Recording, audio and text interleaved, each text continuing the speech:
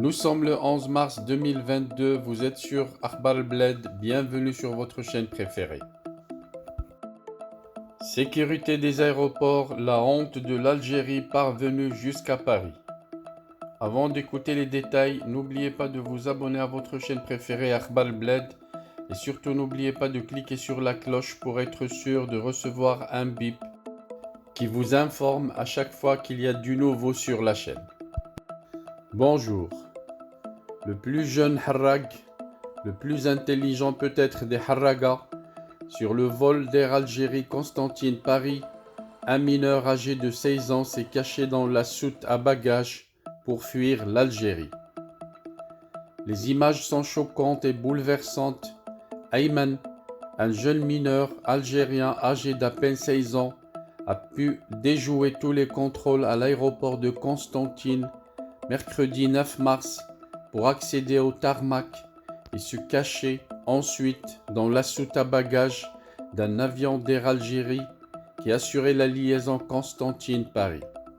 Le jeune migrant clandestin a été découvert une fois à l'atterrissage de l'avion d'Air Algérie sur la piste de l'aéroport Roissy-Charles de Gaulle à Paris. Les agents de l'aéroport ont été ébahis lorsqu'ils ont aperçu un jeune mineur au corps frêle qui était caché dans la soute à bagages. Le petit Ayman a pris des risques énormes pour fuir clandestinement l'Algérie et rejoindre la France. Les images prises par des témoins oculaires dévoilent un jeune très éprouvé par le froid et la fatigue. La mésaventure de ce jeune mineur algérien est un véritable scandale pour les autorités algériennes, car il faut au moins franchir 4 contrôles stricts assurés par les services de sécurité, dont notamment les agents de la police aux frontières.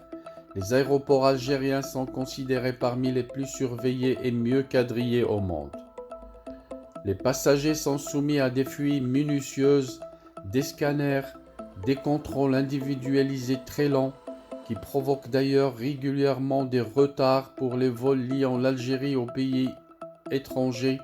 Malgré tous ces dispositifs sécuritaires des plus contraignants, le jeune Ayman a pu accéder le plus normalement au monde à la zone la plus sensible d'un aérodrome réservé au trafic et au stationnement des avions. Le jeune Ayman est originaire d'une localité relevant de la région de Chelrom l'Aïd, dans la wilaya de Mila.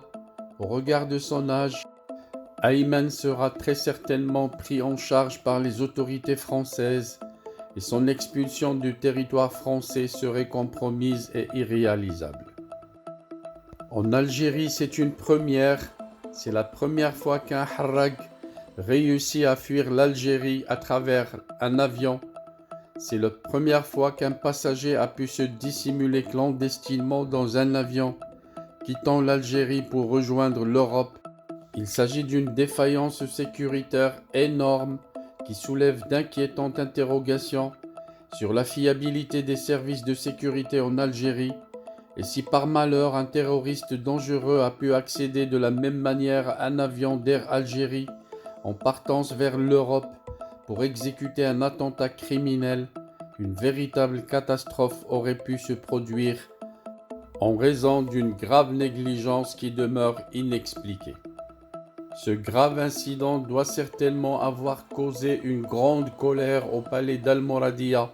Preuve, le ministre des Transports, Issa Bekkay, vient d'être limogé brusquement par la présidence algérienne 24 heures après.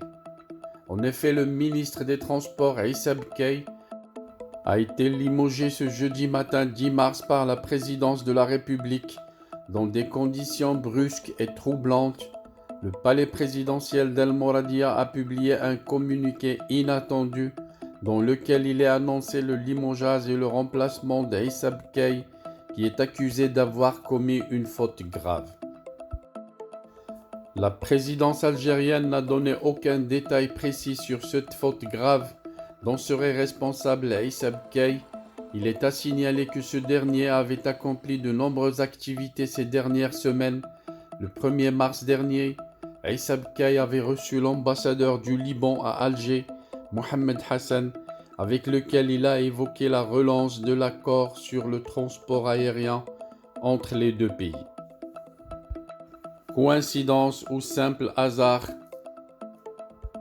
Une chose est certaine, le limogeage du ministre des Transports doit être une sorte de bouc émissaire pour calmer les esprits du côté de l'Europe. L'Europe qui doit s'inquiéter en voyant ce que leur ramènent les avions algériens, avec tous les risques qu'il y a de voir des terroristes utiliser la même méthode que Ayman.